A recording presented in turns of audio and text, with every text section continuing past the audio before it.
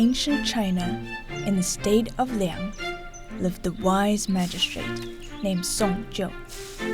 As he governed a county right next to Chu, he wished for nothing but peace and harmony between the two states. So whenever disputes arose among the people, he would step in, offering his advice and counsel.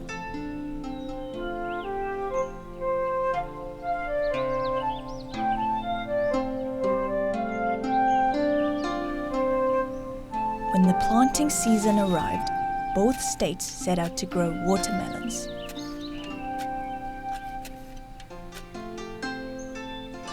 The people of Liang, known for their diligence, meticulously tended to the melon crops, watering and fertilizing them on time. They nourished their plants with great care, and as a result, their melons flourished, growing large and beautiful.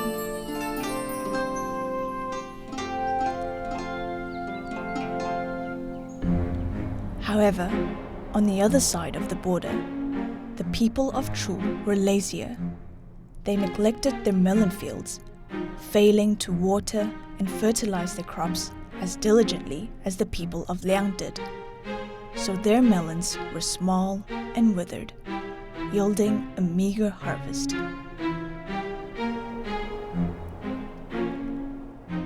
When the people of Chu saw the melons thriving in Liang, they were amazed, and at the same time filled with envy and bitterness. As these emotions got the better of them, they hatched a plan of sabotage.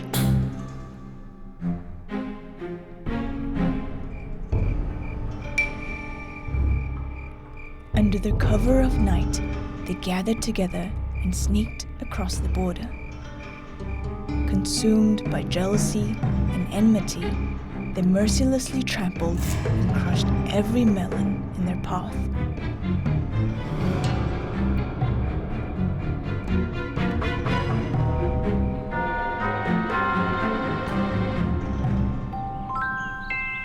The next morning, the people of Liang were met with a devastating sight. The melon fields they had put countless hours of hard work into were now reduced to ruins.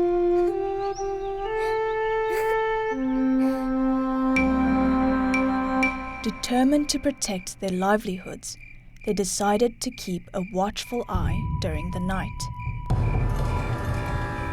To their astonishment, the saboteurs turned out to be none other than the neighbors from Chu.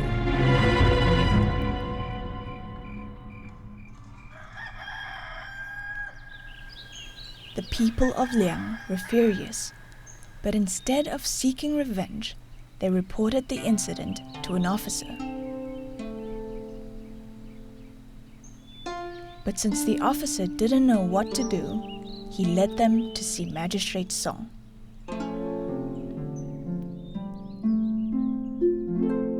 After hearing what the farmers had to say, the magistrate responded, "Revenge will only breed more resentment and trouble. If we stoop to their level, it will only make matters worse. The reason the people of Chu messed with our harvest was that they were green with envy, since their melons didn't measure up.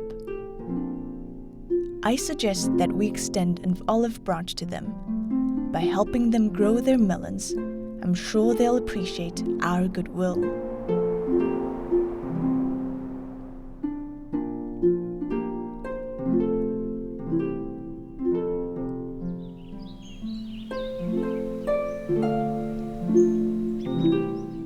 The farmers all nodded in agreement. Under the cloak of night, the people of Liang took it upon themselves to secretly water and fertilize the melon fields of Chu.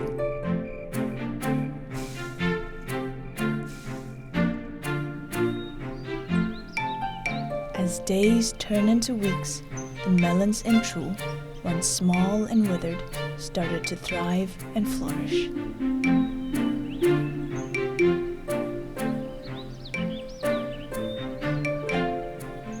people of Chu were pleasantly surprised, but also bewildered.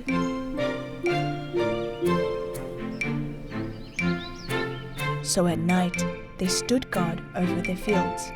It was then they discovered what the people of Liang had done for them, and for this they were both ashamed and grateful.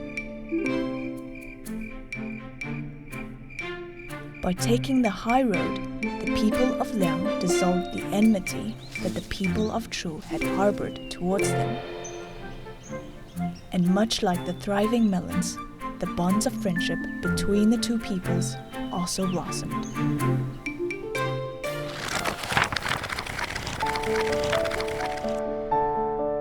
Repay enmity with kindness. Be generous and forgiving towards others.